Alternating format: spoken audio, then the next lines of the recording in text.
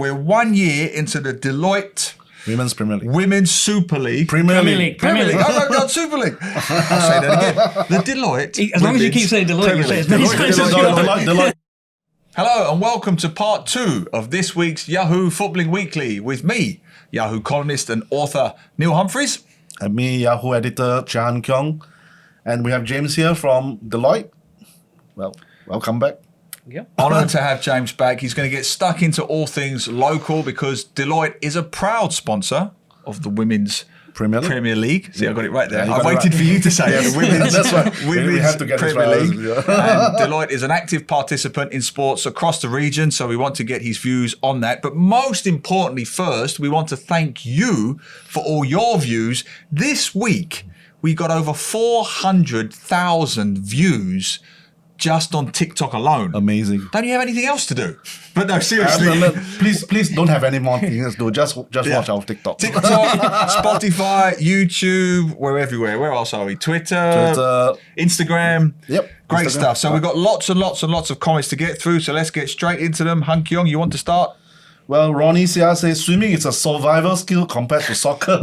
Yeah. So we were talking about swimming comparing football. Nowadays, football, we hardly get space to play football, whereas swimming, you just pay $1, you can have a good place to swim, Yeah. So saying that, swim, it's easier to produce a swimming champion than a football players in Singapore. Yeah, I take the point. It's a good point. I do think it's, again, a bit of a cop-out because I've been to the Chinese swimming club and the kind of people who go to the Chinese swimming club, it's a very aspirational kind of place and sport. I don't think those guys are all sitting around and thinking, I'm going to really improve my life-saving skills today. I'm going to dive down and pick up my brick in the swimming pool in my pajamas. They're not thinking life-saving. They're thinking it's a potential pathway. It's an aspirational sport. It's a very prestigious atas sport. It has all of the qualities that football, sadly, has lost in Singapore. Yeah. And that's what we need to get back, James. Yeah, no, I mean,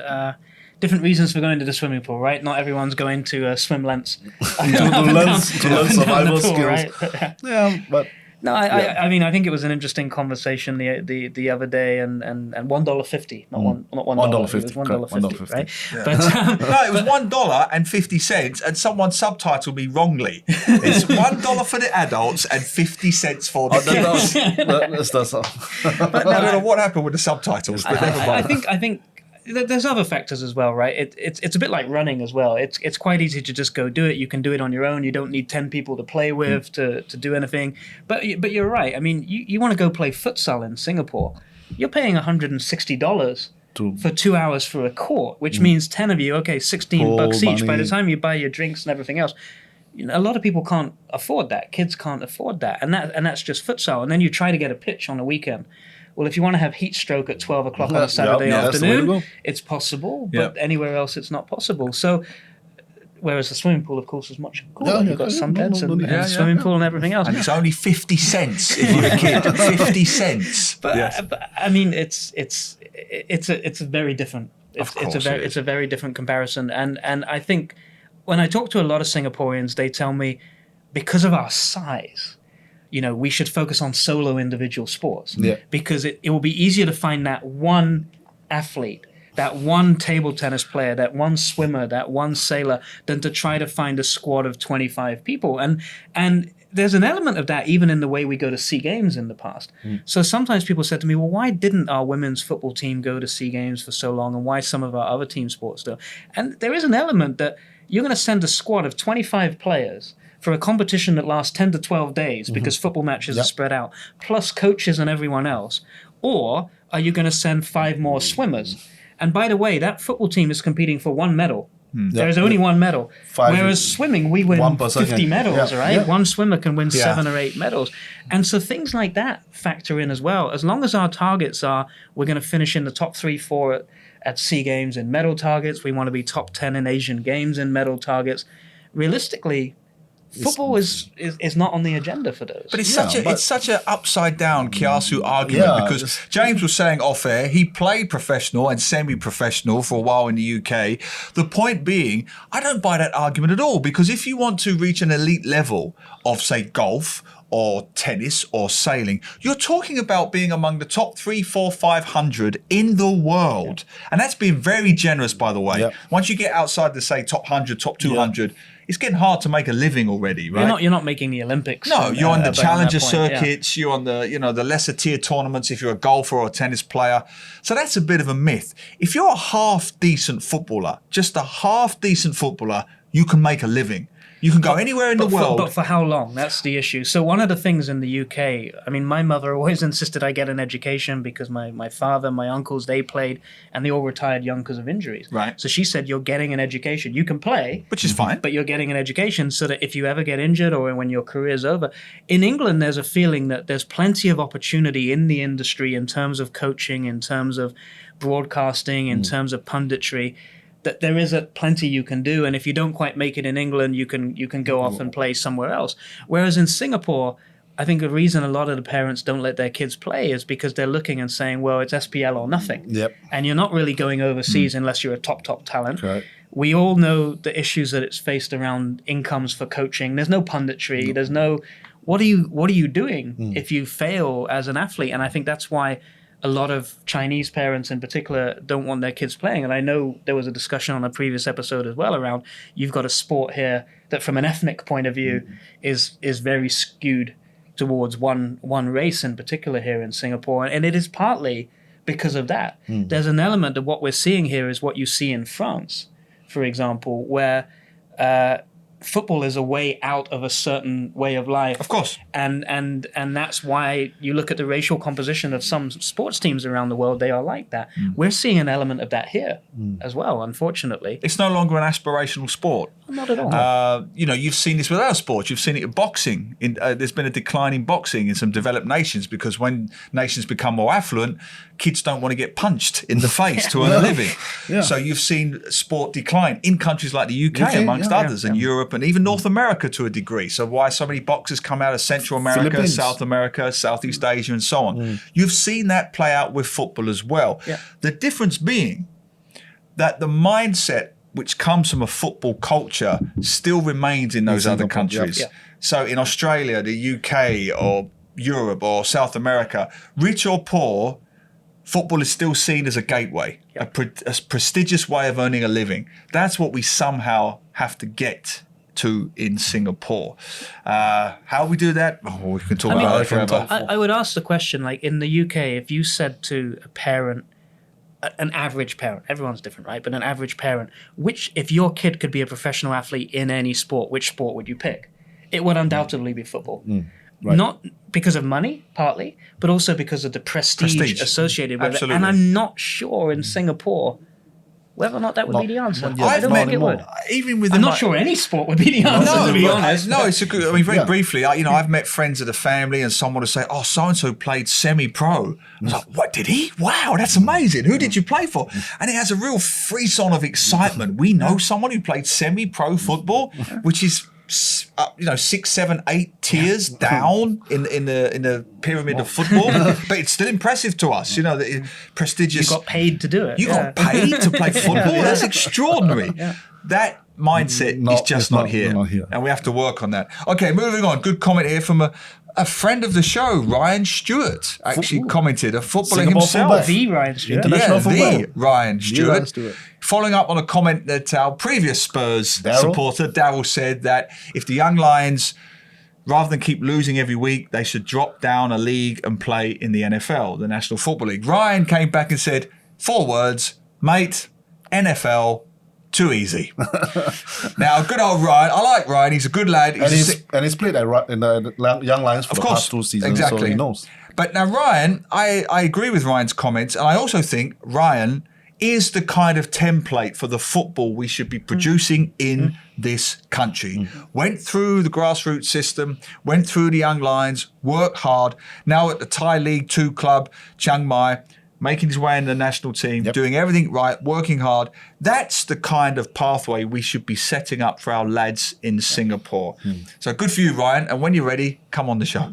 Anytime you like. I think young lions in the NFL could be interesting, though, because the NFL's already verging on a fight every week as it is. I think I think if they had the young lions to target the way that league is, people would they'd have a target on their back every week. One championship and mixed martial arts, they're all popular. You just merge mixed martial arts with the National Football League. You know, you've got two sports fraternities, bring them together, the two fan bases. Every week's a punch-up. All right, what have we got here? Jeff Batista, the Rabbit, says, the reason why there are still, why we must have teams in Brunei is because we need local players, clubs, to feel playing away. The atmosphere of playing away games in Singapore is not the same. So they're saying that we should go to DPM, man. Yes. In Brunei, where they have a 28,000-seater stadium. Yes. Where they have more fans than whatever Singapore Premier League clubs can muster.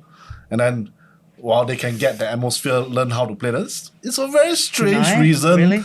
It's a very strange reason to say, we're going to invite a club from overseas to play in the Singapore Premier League, because for Singapore players to experience that kind of atmosphere that they cannot experience in Singapore, why don't you make an effort to actually make the Singapore matches that kind of away match atmosphere? Yeah, I mean, I could not agree more. Yeah. I appreciate the comment, but sadly, it's another example of that short-termism, kiasu mindset in Singapore. Yeah. We haven't got the patience, the time, or the money to invest in a long-term plan. Let's just do a quick fix. We need to basically, literally import, export an atmosphere overnight. We can't wait for one because we're Singapore and we don't wait for anything. So we're not going to organically build an atmosphere like every football league on the planet has done resources for decades. We want it immediately. Let's go to Brunei and buy it. We will buy an atmosphere immediately. Instead of doing the only other way, which is build up your grassroots, build up your local football, build up your local tribalism. It takes time. Be patient. No, we don't do that. Foreign club. Easy.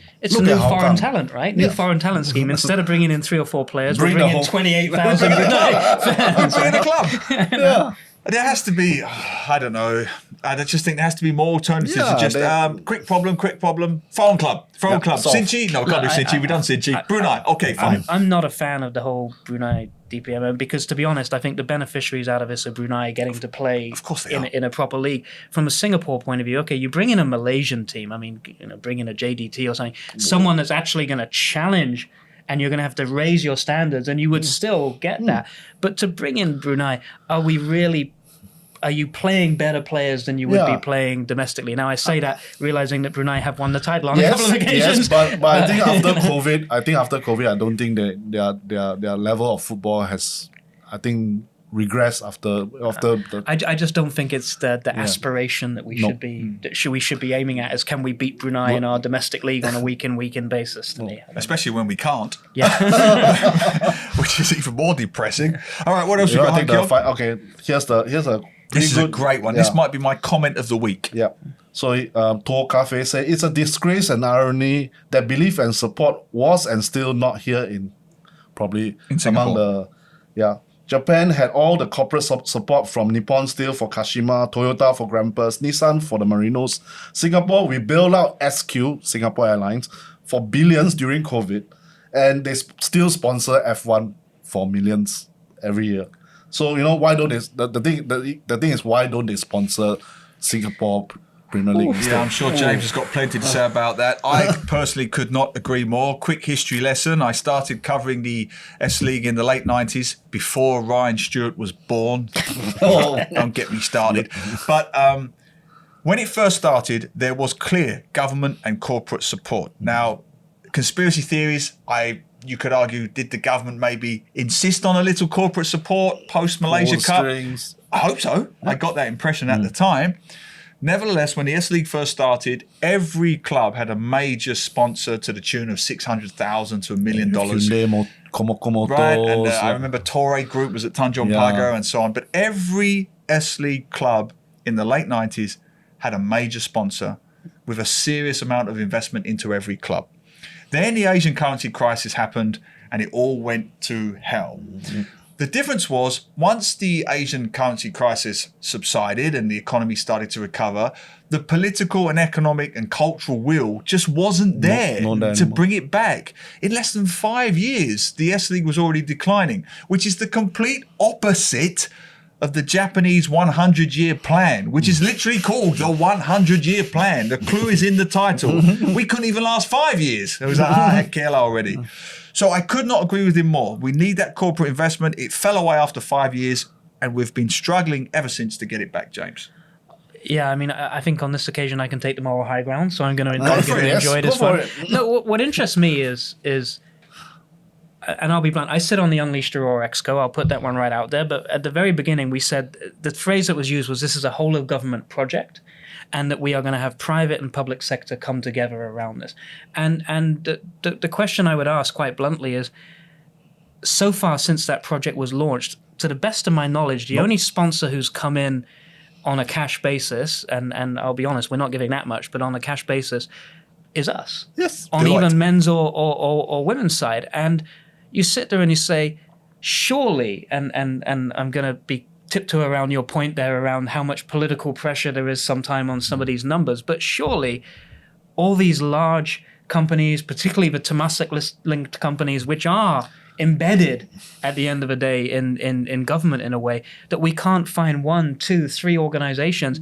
And I would say even to the fast-growing companies, to some of the unicorns that are out there, I mean, we've just seen in the last couple of days, a healthcare unicorn has put a couple of $100,000 into netball. Yep. Mixis, right? And you sit there and say, well, and by the way, I sit on the board of netball as well, so full disclosure here. But you sit there and say, well, they're willing to put that money into netball. Why? Why are they not willing? Are people not willing to put that money into football? Our national sport. And you can sit there and say, is it because there's always bad press of football? You damned if you do, damned if you don't. Is it around the confidence that they have in leadership? Because in the past there have been some issues. I have definitely more faith in the current leadership than in some of the past leadership, I have to say. But why are people not coming to the table? You know the old expression, there's no such thing as bad publicity. When we had the issues with the Women's Premier League, it's still every single week was Deloitte Women's Premier League, Deloitte Women's Premier League. And with the exception of 1 or 2 misguided individuals, and I have to say to camera here, I get people writing in and saying, hey, Deloitte, you're paying these women footballers not enough money. To be clear, Deloitte doesn't pay the women's footballers. We just sponsor the league, right? Yeah. How much they get paid is by the clubs and by Football Association.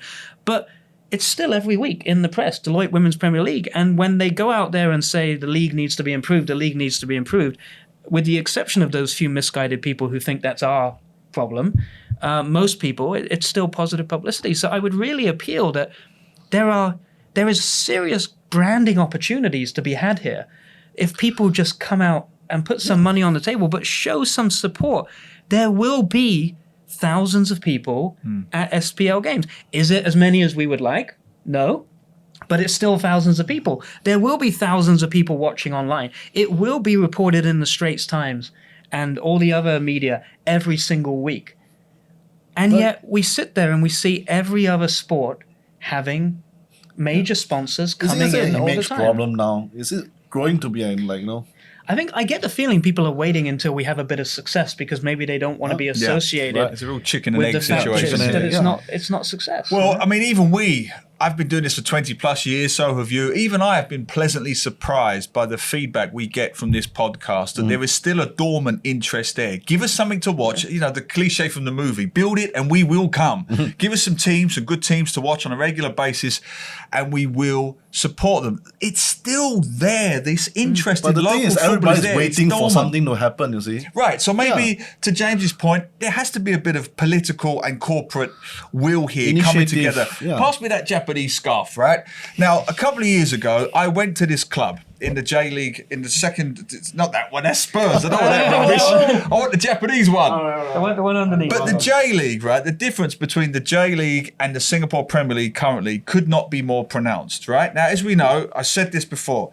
The Japanese football has a 100-year plan. It's set in stone. And to give you an example, I looked at this online.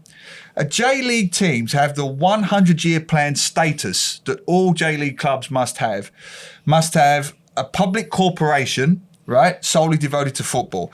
All the shares of stock must be Japanese owned. That rules out DPMN Brunei, right? Must have financial management, blah, blah, blah, tax organised, people on the payroll. Now, here's the key point.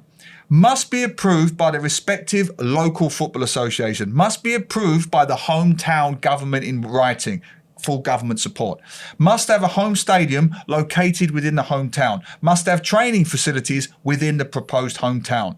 Must currently play in that region. Must have a working soccer school youth system that must exist for at least a year.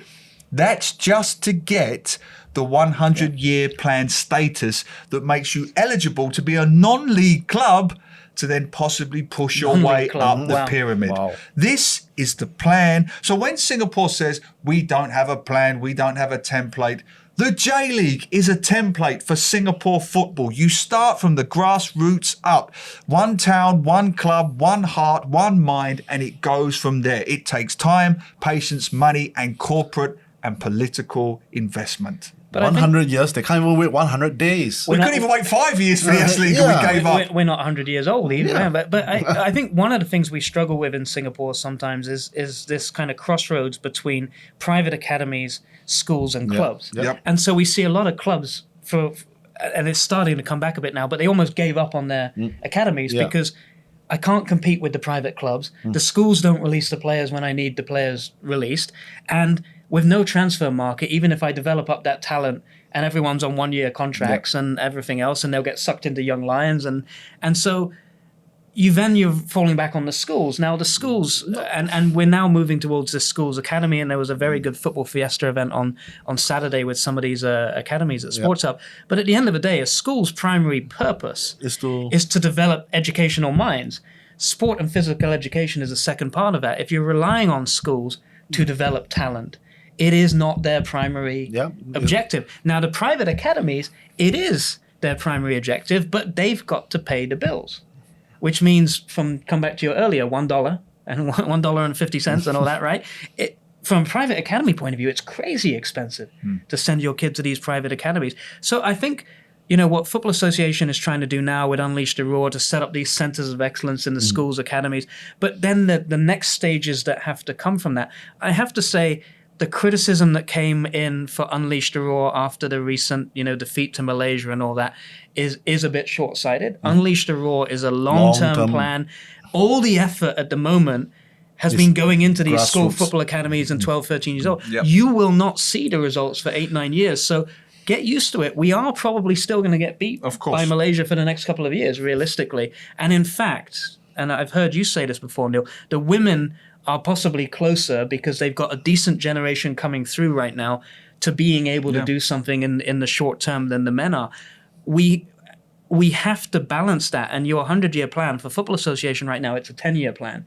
And already a year into that 10-year plan, people are saying, give up on this one. It doesn't work. And you have to wonder, given how long FA's councils stay in for, given how long ministers stay in their roles, whether we can sustain this momentum for 10 years or whether setbacks after 4 or 5 years will push that's us one back of the to things beginning again. I wrote about Unleash the Roar when it first started. Does Singapore have the will to see it through? Yeah. And that's the biggest question. Our track record in that department is not great, I have to say, when it comes to Patience Kiasu. I hope to be proven wrong. Well, we're 1 year into the Deloitte Women's Premier League. Women's Super League. Premier League. Oh, no, not Super League. I'll say that again. The Deloitte. As long as you keep saying Deloitte, you say as many times as you want. Deloitte. I'm happy to do it because they did put their money where their mouth is. You've had a full season of sponsorship. There were a couple of negative stories that we've discussed on this show before that were not connected to Deloitte, obviously. Issues with training facilities. Some pitches didn't have line markings. Some of the girls had to change in toilets that had no lights on and things like that. As a sponsor, how did you feel about that? So I think you can come at it glass half full or glass half empty, right? On the one hand, I think my idea, and again, disclosure, I sit on the Women's Committee of Football Association of Singapore. My idea is we need to get women's football to the level of men's football. Yep. And it's not like again, without wishing to bash the SPL, it's not like the SPL is the English Premier League and we're that far removed. To get to the standard of SPL, you're actually playing in, largely speaking, the same stadiums and the same pitches. You're largely dealing with the same issues, right? We should be able to get to that level, but we appreciate it will take 2 to 3 years to get there. The glass half full side of things is people saying, and I've heard this many times, is, well, it's better than it was. It's progress than it was. And there are plenty of the female players, the women's players, that will turn around and tell you they're just happy that they're in a stadium now with fans actually able to watch, that the games are actually advertised and publicized. There's a Facebook page that you can go to and get the fixtures. We do have a weekly program also. And we came in, I mean, that was Deloitte came in and said, let's do a weekly program. And a group that we work with called Women's Football in Singapore. Ash, right? No, so that football leader for the show. Yeah. And then separately a group called Women's Football in Singapore, which is actually led by Priscilla down in Australia, the ex-national player, together with a couple of current national players like Beatrice Tan, the goalkeeper, and a few others, are doing the live streaming. Because nobody was live streaming. 11 Sports actually had the rights, but were kind of like, not sure about it. And then when they saw that the live streaming was getting some pickup, 11 Sports said, hey, we will broadcast it if women's football can do the filming. So now women's football go down and film it every week, and 11 Sports picks it up and broadcasts. Nice. But the fact that Pris sitting in Australia and Nani sitting in Japan can actually watch the games live and things like that, every single game. So there have been big improvements. There have been big progress. I think the hope for this season is a couple of things. Firstly, that the league is a little bit more competitive. And I think Albirex will go from strength to strength. I think the new JSSL Tampines team will be quite interesting. But I have to say LCS retain most of their players. They will still be far and away the team to beat. We hope that we can have better pitches. But again, it was a nice idea from Football Association. They wanted to have that there was one stadium as the home of football. And the problem was Choa Chu Kang is undergoing refurbishment. So there's no stands, so you can't have spectators. Okay. So they went into Yishun. And then the issue is, well, one stadium, normal grass. If it rains on Saturday lunchtime, you play 2 games on it on a Saturday. By Sunday, you're playing on it in Wellington Boots. And that's where the issues came from. And then it's an active SG stadium. How many changing rooms does it have? Well, if you've got 2 games being played back to back, and it's a public stadium at that, that means 4 teams needing to use the changing rooms. So there's a lot of things that we can improve. So I think it was a step in the right direction. I think everybody at Football Association is very aware that it is only a step and more needs to be done. But there's some exciting developments. There's one team, at least in the WPL this year, that is actually putting their players onto contracts. Oh, nice. And paying, and it's not a huge amount by any stretch of the imagination, but they're basically paying a base fee, a couple of $100 a month, besides the training allowances. Right. And that is a first step towards being semi-pro. And for me, if we can get to semi-pro in 3 years, if we can get towards that SPL level in 3 to 5 years, we have a genuine shot that we should be aiming at qualifying for Asian champs and potentially qualifying for World Cup on the women's side 2034, 2036. That should be real. You see, what I'm hearing here, James, what I'm hearing here is corporate investment, a corporate plan, and passion. Yeah. These are the 3 commodities I'm hearing from James of Deloitte. This has been brought to you by the Deloitte Football Podcast this week. But this is what we're looking for. It's not rocket science. It really isn't. We're looking for a corporate plan, some corporate investment, and some damn bloody passion. That's it. Bring that back into the game, and then the Super don't get League it will with a take lot off. of corporations now having CSR, corporate social responsibility. Yeah. And then, then they don't think about doing this kind of sports sponsorship, sports support as part of their CSR. Is a bit ridiculous. And the Singapore government this year is on a big health kick. You've noticed that, right? Since January, we've got to change our diet, obesity issues, diabetes issues. They're on a big pro-health kick.